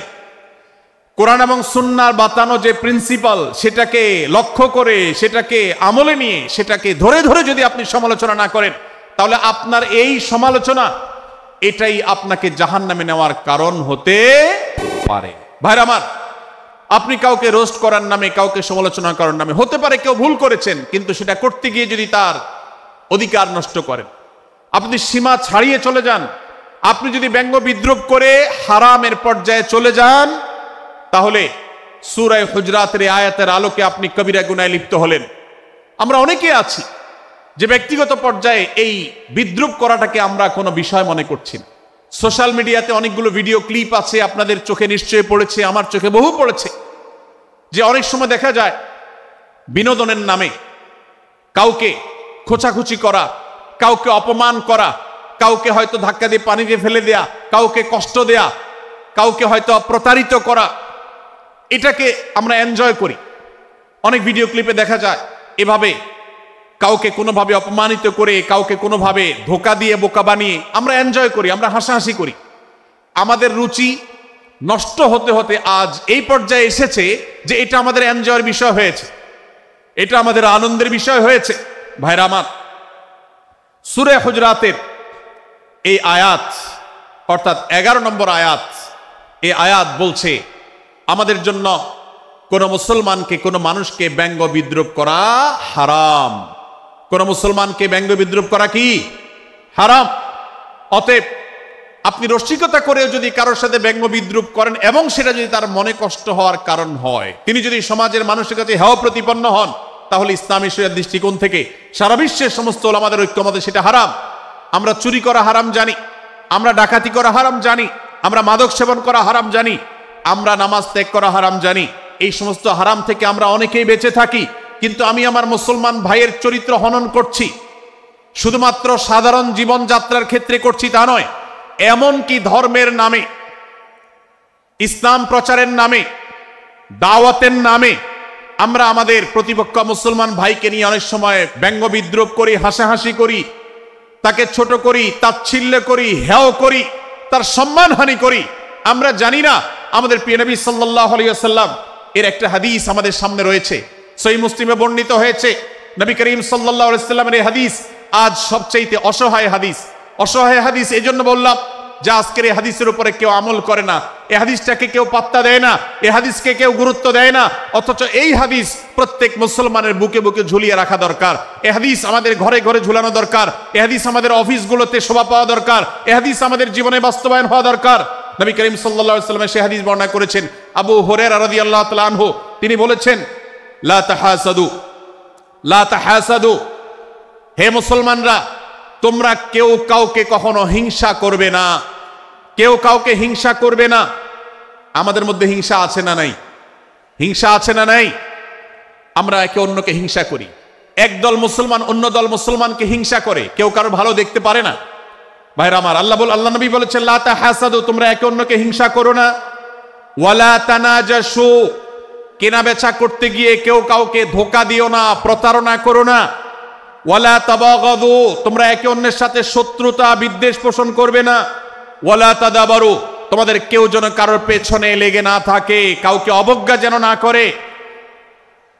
ওয়ালা ইয়াবি আহাদুকুম আলা বাই'i আখিহি, এবং তোমাদের কেউ যেন আরেকজনের কেনা বেচার উপরে সেখানে ইন্টারফেয়ার করে, সে যেন সেখানে কোন প্রকার ক্ষতিগ্রস্ত কাউকে না করে। ওয়াকুনু ইবাদাল্লাহি ইখওয়ানা, হে মুসলমানরা, তোমরা আল্লাহর বান্দা, ভাই ভাই হয়ে থাকো। তোমাদের মধ্যে মতপার্থক্য থাকুক, দলগত মতপার্থক্য, অবস্থানগত মতপার্থক্য, থটগত মতপার্থক্য, মাযহাব মাসলাবগত মতপার্থক্য থাকুক, কিন্তু তোমরা আল্লাহর বান্দা, ভাই ভাই হয়ে থাকো।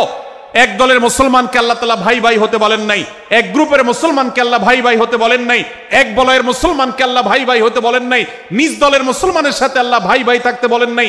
আল্লাহ বলেছেন সকল মুসলমানদের সাথে ভাই ভাই হয়ে থাকার জন্য, ভ্রাতৃত্বের বন্ধনে থাকার জন্য। এজন্য আল্লাহ নবী সাল্লাল্লাহু আলাইহি ওয়াসাল্লাম সে নির্দেশ করেছেন।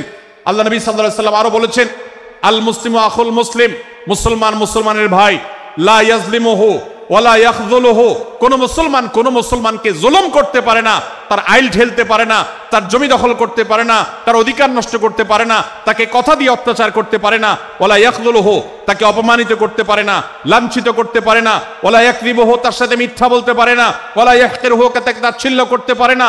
আত্তাকওয়া হাহুনা, আত্তাকওয়া হাহুনা, আত্তাকওয়া হাহুনা। নবীজি তিনবার নিজের বুকের দিকে তাকিয়ে দেখিয়েছেন, তাকওয়া এখানে, তাকওয়া এখানে, তাকওয়া এখানে। আমাদের অন্তরকে ভালো করতে হবে, সমস্ত মুসলমানদের জন্য উদার হতে হবে, কলিজাকে বড় করতে হবে, মনটাকে ব্রড করতে হবে, প্রশস্ত করতে হবে, অন্য মুসলমানকে ভাই মনে করতে হবে। কোন ভিন্ন মতের মুসলমানের সাথে শত্রুতা পোষণ করা যাবে না। ভাইরা আমার, অতএব এই হাদিসকে সামনে রেখে এই হাদিসের শেষ অংশে নবী সাল্লাল্লাহু আলাইহি ওয়াসাল্লাম বলেছেন, আল মুসলিমু কুল্লুল মুসলিমি আলাল মুসলিমি হারামুন দমুহু ওয়া মালুহু ওয়া ইরদুহু। এক মুসলমানের জন্য অন্য মুসলমানের তিনটি জিনিসকে আল্লাহ তাআলা হারাম করে দিয়েছেন। কোন মুসলমানের রক্ত এটা প্রবাহিত করা, কাউকে হত্যা করা যেরকম হারাম, কোন মুসলমানের সম্পদ অন্যায়ভাবে আপনি ভোগ করবেন, দখল করবেন, মেরে দিবেন, এটা হারাম। ঠিক একইভাবে কোন মুসলমানের সম্মান নষ্ট করবেন, ইজ্জত নষ্ট করবেন, সম্ভ্রম নষ্ট করবেন, অপমান করবেন, এটাকে আল্লাহ তাআলা হারাম করেছেন। আল্লাহ তাআলা আমাদের সবাইকে অন্য মুসলমানদের ব্যাপারে এরকম দায়িত্বশীল ভূমিকা রাখার তৌফিক দান করুন, বলুন আমিন। ভাইরা আমার, সূরা হুজরাতের 4 নম্বর আয়াতের শিক্ষাকে ধারণ করে আমরা কারোর প্রতি বিজ্ঞ ব্যঙ্গাত্মক আচরণ করব না। অনেক মুসলমান আছেন অন্য মুসলমানদের নাম ধরে ধরে বিদ্রুপ ব্যঙ্গ করেন, নাম বিকৃত করেন। অনেক সময় আমরা রসিকতা করেও আমাদের অনেকের নাম বিকৃত করি। আল্লাহ সুবহানাহু ওয়া তাআলা এটাকে হারাম করেছেন। এমনকি নবী সাল্লাল্লাহু আলাইহি ওয়াসাল্লাম বলেছেন, লা তাকুল লিকাসিরিন ইয়া কাসিরু, কোন খাটো বা বেটে মানুষকে হে বেটে, হে খাটো এরকম বলে ডেকো না। নবী সাল্লাল্লাহু আলাইহি ওয়াসাল্লাম বলেছেন, এভাবে ডাকলে তিনি অপমানিত হন। আল্লাহ তাকে এভাবে সৃষ্টি করেছেন। আমরা অনেক সময় দেখা যায় একে অন্যকে খোঁচা মারতে গিয়ে তার গায়ের রং কালো হলে, তিনি দেখতে আকারে ছোট হলে তাকে আমরা ব্যঙ্গ করি, বিদ্রুপ করি, তাকে আমরা তাচ্ছিল্য করি, তাকে আমরা অপমান করি, তাকে আমরা অপদস্থ করি। ভাইরা আমার, এটা আমাদের জন্য হারাম। আমি আবারও বলছি, চুরি হারাম আমরা জানি, ডাকাতি হারাম আমরা জানি, আমরা অন্যান্য হারামের কথা জানি, কিন্তু এই যে এক মুসলমান অন্য মুসলমানের অধিকার নষ্ট করা হারাম, এটা আমরা জানি না। এক মুসলমান অন্য মুসলমানের নাম বিকৃত করা হারাম, এটা আমরা জানি না। এই ব্যাপারেও আমরা দেখেছি যে আমরা যারা ইসলামের দাওয়াতের কথা বলি, কোরআন হাদিসের কথা বলি, তারাও দেখা যায় সোশ্যাল মিডিয়াতে, ফেসবুকে একদল মুসলমান অন্য দলে মুসলমানদেরকে নানা বাজে উক্তি দিয়ে ডাকাডাকি করে, বিকৃত নামে ডাকে, বিকৃত উপাধি দেয়, খারাপ কথা বলে, অমুকের দালাল তমুকের দালাল ইত্যাদি ধারণা করে কথা বলে। এই কাজগুলো হারাম, এগুলো আমরা কখনো করব না। 5 নম্বর যে শিক্ষা আছে সূরা হুজুরাতে, সেটা হলো 12 নম্বর আয়াতে আল্লাহ রাব্বুল আলামিন এখানে কুধারণা করাকে হারাম করেছেন, মন্দ ধারণা করতে আল্লাহ তাআলা নিষেধ করেছেন, এবং গীবত করতে, পেছনে লাগতে নিষেধ করেছেন। ভাইরা আমার, এই একটি আয়াত অর্থাৎ সূরা হুজুরাতের 12 নম্বর আয়াত, এই আয়াতটির শিক্ষা ধারণ করে যদি আমরা আমাদেরকে শুধরাতে পারি, সংশোধন করতে পারি, তাহলে ইসলামের মেইন যে কাজগুলো আছে, ঈমানকে বিশুদ্ধ করা এবং শিরক মুক্ত ঈমান আনা, 5 ওয়াক্ত নামাজ পড়ার পর, বান্দার হক আদায়ের পর, এই আয়াতটির পর আমল করলে আপনার জান্নাতে যাওয়ার সবচেয়ে বড় বাধা দূর হয়ে যাবে ইনশাআল্লাহ। ভাইরা আমার, যে আয়াতে আল্লাহ তাআলা আমাদেরকে কারো প্রতি মন্দ ধারণা করতে নিষেধ করেছেন, গীবত করতে নিষেধ করেছেন, কারো পেছনে লাগালাই করতে নিষেধ করেছেন, সে আয়াতে আল্লাহ রাব্বুল আলামিন বলেছেন, ইয়া আইয়ুহাল্লাযীনা আমানু ইজতানিবু কাসীরাম মিনায-যন্ন, হে ঈমানদারেরা, হে মুসলমানরা, তোমরা কারোর প্রতি ধারণা, মন্দ ধারণা তোমরা করো না, এটা থেকে বিরত থাকো। অনেক ধারণা অর্থাৎ মন্দ ধারণা, এটা গুনাহ, এটা থেকে বিরত থাকো। ইন্না বা'দায-যন্নি ইসম, কারণ কিছু কিছু ধারণা অর্থাৎ যেগুলো মানুষের সম্পর্কে কোনো তথ্য উপাত্ত ছাড়া নিছক ধারণা প্রসূত মন্দ ধারণা করা হয়, সেগুলো গুনাহের কারণ, সেগুলো অপরাধের কারণ, সেগুলো কবিরা গুনাহ, সেগুলো পাপাচার, সেগুলো আল্লাহর অসন্তুষ্টির কারণ, সেগুলো আল্লাহর অবাধ্যতার কারণ। এজন্য ভাই, কারোর প্রতি মন্দ ধারণা করা যাবে না। এক্ষেত্রে আমি জানি আমাদের ব্যক্তিগত পর্যায়ে কারোর ব্যাপারে কোনো কিছু কথা উঠেছে অথবা সামান্য একটু সন্দেহ তৈরি হয়েছে, আমরা তার চরিত্র নিয়ে টানাটানি করি। আমরা জানি না একজন মুসলমানের চরিত্রের মূল্য কত বড়। আমার কাছে সুস্পষ্ট প্রমাণ আসার আগ পর্যন্ত কোনো মুসলমানের চরিত্র নিয়ে আমার ব্লেম করবার কোনো অধিকার আমার নাই। এই জন্য একজন মুসলমান কখনো কারো প্রতি কুধারণা করবে না, মন্দ ধারণা পোষণ করবে না, খারাপ ধারণা পোষণ করবে না। আল্লাহ তাআলা আমাদেরকে এবং মুসলমানের সম্পর্কে খারাপ ধারণা করা থেকে বেঁচে থাকার তৌফিক দান করুন। ভাইরা আমার, কিছুটা বিশৃঙ্খলা দেখা যাচ্ছে। আমরা আপনাদেরকে বিনীতভাবে অনুরোধ করতে চাই, অনুগ্রহ করে সবাই বসে পড়ুন। যারা দাঁড়িয়ে আছেন তারা একটু বসে পড়ুন। সবাই যার যার দায়িত্বে বসে যান। আপনি আরেকজনের চিন্তা না করে আপনি একটু বসে যান। ভলান্টিয়ার ভাইরা প্যান্ডেলের ভেতরে পেছনে কি হচ্ছে আপনারা একটু দেখুন। ডান পাশে যে সমস্ত ভাইরা আছেন, ভাইরা আপনারা আমার কথা শুনুন। ডান পাশে আমার প্যান্ডেলের ডান পাশে যারা আছেন, আপনাদেরকে আমরা অনুরোধ করছি, ওয়াজ মাহফিলের মঞ্চে, তাফসীর কোরআন মাহফিলের প্যান্ডেলে এসে আমরা যদি বিবাদ বিতণ্ডায় লিপ্ত হই, আমরা সে বিষয়ে আলোচনা করছি। আল্লাহর ওয়াস্তে আমরা বিবাদ বিতণ্ডা বন্ধ করি। আপনারা একটু শান্ত হন, আল্লাহর জন্য একটু সবর করেন। ভাইরা আমার, এদিকে যে কিছুটা বিশৃঙ্খলা দেখা যাচ্ছে, আপনাদেরকে আমরা অনুরোধ করছি আপনারা একটু বিশৃঙ্খলা বন্ধ করুন। ভাইরা এখানে যারা দাঁড়িয়ে আছেন সবাই বসে যান, সবাই বসে যান, সবাই বসে যান। যশোরের মানুষের দুর্নাম হোক আপনারা কি চান? আপনারা কি চান যশোরের মানুষের দুর্নাম হোক? তাহলে আশপাশে ভাইরা ওনাদেরকে সবাইকে বসায় দেন, বসায় দেন, কাউকে দাঁড়ায় থাকতে দিবেন না। ভাই সবাই বসেন, সবাই বসে যান। এখানে যারা দাঁড়িয়ে আছেন সবাই বসেন, অনুগ্রহ করে সবাই ধৈর্য ধারণ করেন এবং বসেন। আজকের এই মাহফিল সুন্দরভাবে শেষ হোক। আপনারা কি চান কি চান না? ভাই আপনারা কি চান কি চান না? যদি আপনারা চান, অনুগ্রহ করে আমার ডান পাশে যারা বিশৃঙ্খলা করছেন তারা বসে যান। আপনাদেরকে আমরা অনুরোধ করছি এখান থেকে বসে যান। আপনারা কি ডক্টর মিজানুর রহমান আজহারী সাহেবের আলোচনা শুনতে চান কি চান না? যদি চান তাহলে মেহেরবানি করে আওয়াজ বন্ধ করে পরিবেশ শান্ত করে। এখানে অল্প কিছু মানুষের মধ্যে বিশৃঙ্খলা দেখা যাচ্ছে। কোনো কারণে এত বড় মাহফিল, এত মানুষের, লাখো লাখো মানুষের সমাগম, এখানে কোনো কারণে ঝামেলা হতেই পারে, কিন্তু আমরা অনুগ্রহ করে ধৈর্য ধারণ করি। ধৈর্য কোথায়? সবাই বসে যাই, সবাই বসে যান, আওয়াজ বন্ধ করে। ভলান্টিয়ার ভাইরা এদিকে বিনয়ের সাথে মানুষদেরকে বসানোর জন্য চেষ্টা করেন। আশেপাশের যারা আছেন বসে, তারা দাঁড়ানো ভাইদেরকে হাতে পায়ে ধরে বসান, সবাই সবাইকে টান দিয়ে বসান। ভাই এ পাশে যারা বিশৃঙ্খলা আচরণ করছেন তারা আপনারা একটু বসেন। আপনারা যদি বিশৃঙ্খলা আচরণ না থামান তাহলে সেক্ষেত্রে মাহফিল সুন্দরভাবে শেষ করা যাবে না। আমার আলোচনার শেষের দিকে আমরা আলোচনা শেষ করে এশার নামাজ পড়বো, তারপরে আমাদের শেষ অধিবেশন হবে ইনশাআল্লাহ। তারপরে শেষে নামাজ। ওকে ওকে, আপনার মাঝে আপনার শেষের পরে ওই যে মামা 15 মিনিট ওনার ব্যাপারে ধারণা দেবেন অথবা আমার ব্যাপারে। তারপরে ভাই মেহেরবানি করে আপনারা শান্ত হন। আমাদের আলোচনার পর আজকের আমাদের প্রধান আকর্ষণ এবং প্রধান বক্তা ডক্টর মিজানুর রহমান আজহারী হাফিজাহুল্লাহ তিনি আসবেন, তিনি আলোচনা করবেন। তারপরে আমরা মাঠে ইনশাআল্লাহ সবাই জামাতের সাথে এশার সালাত আদায় করব।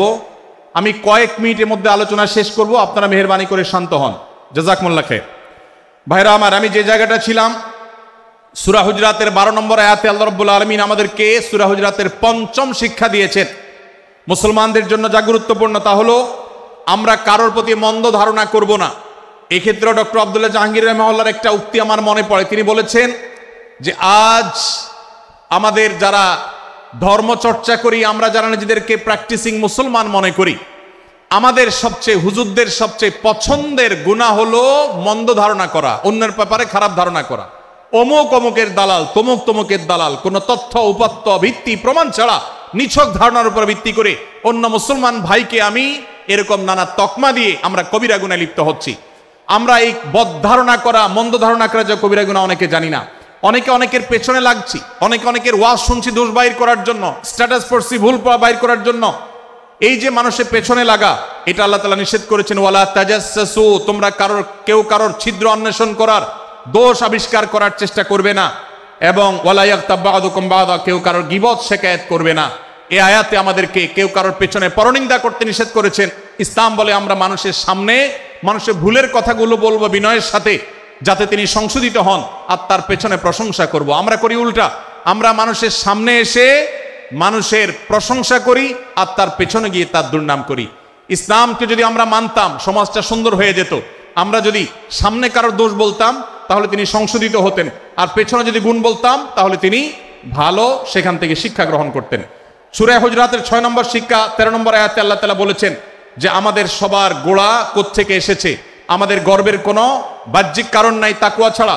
আল্লাহ বলেছেন, ইয়া আইয়ুহান নাস ইন্না খালাকনাকুম মিন যাকারিন ওয়া উনসা, হে মানুষ সকল, তোমাদেরকে আমি মানুষ, নারী এবং পুরুষ, আদম এবং হাওয়া থেকে সৃষ্টি করেছি। ওয়াজআলনাকুম শুউবান ওয়া ক্বাবাইলা লিতাআরাফু, বিভিন্ন গোত্রে তোমাদেরকে আমি বিভক্ত করেছি পরিচয়ের জানার জন্য শুধুমাত্র। আর আল্লাহ বলেছেন শেষে, ইন্নাল্লাহ আলিমুন খাবির, তোমরা কি করো আল্লাহ জানে। অতএব আমাদের কারোর উপর কারো কোনো শ্রেষ্ঠত্ব নেই তাকওয়া ছাড়া। আল্লাহ বলেছেন, ইন্না আকরামাকুম ইনদাল্লাহি আতকাকুম, আমাদের মধ্যে সবচেয়ে মর্যাদাবান হবে তিনি যার মধ্যে তাকওয়া সবচেয়ে বেশি হবে। আমাদের কোনো বংশগত গৌরব, কোনো অঞ্চলগত গৌরব, অন্য কোনো গৌরব আমাদের থাকবে না, শুধু তাকওয়ার গৌরব আমাদের থাকতে পারে। সেটাও গর্ব, নিষিদ্ধ গর্ব বা অহংকারের মতো নয়, বরং সেটা আমাদের বিনয়ের জায়গা। সর্বশেষ 7 নম্বর যে শিক্ষা সূরা হুজুরাতের রয়েছে, সেটা 14 এবং 14 থেকে 18 নম্বর আয়াতে আল্লাহ তাআলা ঈমান এবং ইসলামের চিহ্ন উল্লেখ করেছেন। যে 6টা শিক্ষা উল্লেখ করা হয়েছে, এর আলোকে মুসলমানকে, মুনাফিককে সেটা নিরূপণ হবে। এজন্য আল্লাহ তাআলা শেষে এটি উল্লেখ করেছেন। এই 7টি শিক্ষাকে ধারণ করে আমরা আমাদেরকে ভালো মুসলমান হিসাবে গড়ে তোলার চেষ্টা করব, আমাদের জীবনকে সাজাবার চেষ্টা করব। আল্লাহ তাআলা আমাদের সবাইকে তৌফিক দান করুন। আমি আবারও এক নজরে বলে শেষ করছি, সূরা হুজুরাত কোরআনে কারীমের 26তম পারার একটি সূরা, 49 নম্বর সূরা, কোরআনের 18টি আয়াতের আছে। প্রথম থেকে 5 নম্বর আয়াত পর্যন্ত আল্লাহ রাসূলের সাথে আদব লেহাজ বজায় রাখা, শিষ্টাচার মেনটেন করা এবং সম্মানীয় ব্যক্তিদের সাথেও এখান থেকে আমরা শিক্ষা নিয়ে আদব লেহাজ বজায় রাখা, তাদের সামনে আগবেড়ে কথা না বলা, আগবেড়ে কাজ না করা, উচ্চকণ্ঠে কথা না বলা, এই শিক্ষা আল্লাহ দিয়েছেন। দ্বিতীয়ত, আমাদেরকে কোনো সংবাদ, বিশেষ করে অনির্ভরযোগ্য তথ্যের সংবাদ শুনে আমাদেরকে কারোর ব্যাপারে ধারণা করার আগে আল্লাহ তাআলা আমাদেরকে যাচাই করার শিক্ষা দিয়েছেন। আমরা যেন গুজবে, আমরা যেন ধারণা প্রসূত কোনো তথ্যে আমরা যেন কান না দেই, সেই শিক্ষা আল্লাহ আমাদেরকে দিয়েছেন। এটি 6 থেকে 8 নম্বর আয়াতে, 9 থেকে 10 নম্বর আয়াতে আল্লাহ তাআলা মুসলমানদের 2 গ্রুপের মধ্যে গন্ডগোল দেখা দিলে মীমাংসা করতে বলেছেন। এবং 4 নম্বর শিক্ষা 11 নম্বর আয়াতে বিদ্রুপ করতে নিষেধ করেছেন আল্লাহ তাআলা, কারণ নাম ধরে ব্যঙ্গ করাকে হারাম করা হয়েছে। এবং 5 নম্বর শিক্ষা 12 নম্বর আয়াতে আল্লাহ তাআলা দিয়েছেন, কারোর প্রতি মন্দ ধারণা করা যাবে না, কারোর পেছনে লাগা যাবে না, এবং কারোর মন্দ নামে কাউকে ডাকা যাবে না, কারোর সমালোচনা তার পেছনে করা যাবে না, এগুলোকে হারাম করা হয়েছে। 6 নম্বর শিক্ষা 13 নম্বর আয়াতে আল্লাহ বলেছেন, আমাদের সবার মধ্যে কারোর কোনো শ্রেষ্ঠত্ব নাই তাকওয়া ছাড়া। যার তাকওয়া যত বেশি, আল্লাহ ভীতি যত বেশি, তিনি আল্লাহর কাছে তত শ্রেষ্ঠ এবং সেরা। 7 নম্বর সর্বশেষ শিক্ষা হলো 14 থেকে 18 নম্বর আয়াতে আল্লাহ রাব্বুল আলামিন ঈমানদারদের আলামত, মুনাফিকদের আলামত উল্লেখ করেছেন। সেখান থেকে শিক্ষা নিয়ে আমরা আমাদের ঈমানকে পরখ করার চেষ্টা করব, আমাদের আমলকে পরখ করার চেষ্টা করব। আল্লাহ তাআলা আমাদেরকে সূরা হুজুরাতের আলোকে আমাদের জীবনকে গঠন করার তৌফিক দান করুন, বলুন আমিন। আল্লাহ তাআলা আমাদের সবাইকে আজকের এই তাফসীর কোরআন মাহফিল থেকে সূরা হুজুরাতের এই 7টি শিক্ষাকে ধারণ করে ভালো মুসলমান, যে মুসলমান সম্পর্কে নবীজি বলেছেন আল মুসলিমু আখুল মুসলিম, মুসলমান মুসলমানের ভাই। যে হাদিসে নবীজি বলেছেন যে আল মুসলিমু মান সালিমাল মুসলিমুনা মিন লিসানি ওয়া ইয়াদি, মুসলমান সে যার হাত আর মুখ দ্বারা অন্য কোন মুসলমান কষ্ট পায় না, নিরাপদে থাকে। আমরা আমাদের সমাজকে শান্তিপূর্ণ, সুশৃঙ্খল রাখতে হলে আমাদেরকে মুসলমান হতে হবে, ভালো মানুষ হতে হবে। আমাদের হাত মুখ দ্বারা কেউ কষ্ট পাবে না, কারোর হক নষ্ট করব না, কারোর অধিকার নষ্ট করব না, কারোর কষ্টের কারণ হবে না, কাউকে আঘাত করব না, কাউকে গালি দিব না, কারোর কোনো প্রকার অধিকার খর্ব করব না, জুলুম করব না। আল্লাহ তাআলা আমাদের সবাইকে কোরআন এবং হাদিস যে মুসলিমের চিত্র অঙ্কন করেছে, কোরআন এবং হাদিসে মুসলিমের যে রূপরেখা বর্ণনা করেছে, কোরআন এবং হাদিসে যে আদর্শ মুসলমানের চিত্র উপস্থাপন করেছে, আল্লাহ আমাকে, আপনাকে, আমাদের সবাইকে সেই মুসলমান হওয়ার তৌফিক দান করুন, বলুন আমিন। ভাইরা আমার, আমরা মুসলমানরা যদি কোরআন হাদিসের আলোকের সে আদর্শ মুসলমান হতে পারি, বিশ্বের মানচিত্র পরিবর্তন হতে সময় লাগবে না, বাংলাদেশের পরিস্থিতি পরিবর্তন হতে সময় লাগবে না। তবে সবকিছুর আগে আমাদেরকে বদলাতে হবে, আমাদেরকে মুসলমান হতে হবে, কোরআন এবং হাদিসের বাস্তব অনুসারী হতে হবে। প্রকৃত কোরআন হাদিসের অনুসারী হতে পারলেই ইনশাআল্লাহ ইসলামের জয় হবে, কোরআন হাদিসের বিজয় হবে, মুসলমানদের বিজয় হবে, মুসলমানদের দুর্দিনের পরিবর্তন আসবে। আমরা বিশ্ববাসীকে দেখাতে পারবো আমরা সবচেয়ে আদর্শবাদী, আমরা বিশ্বের মানবতার সবচেয়ে বড় আমরা অনুসারী এবং মানবতাকে সবচেয়ে বেশি প্রতিষ্ঠাকারী। আল্লাহ তাআলা আমাদের সবাইকে বিশ্ব মানবতাকে, আমাদের ইসলামের সৌন্দর্যকে আমাদের ব্যক্তি জীবনে চর্চা করার মধ্য দিয়ে, পরিবার এবং সমাজের চর্চা করার মধ্য দিয়ে ইসলামের সৌন্দর্যকে আল্লাহ তাআলা তুলে ধরার তৌফিক দান করুন। জাযাকুমুল্লাহু খায়রা ওয়া আখিরু দাওয়ানা আলহামদুলিল্লাহি রাব্বিল আলামিন। ওয়াসসালামু আলাইকুম ওয়া রাহমাতুল্লাহি ওয়া বারাকাতুহু। নারায়ে তাকবীর।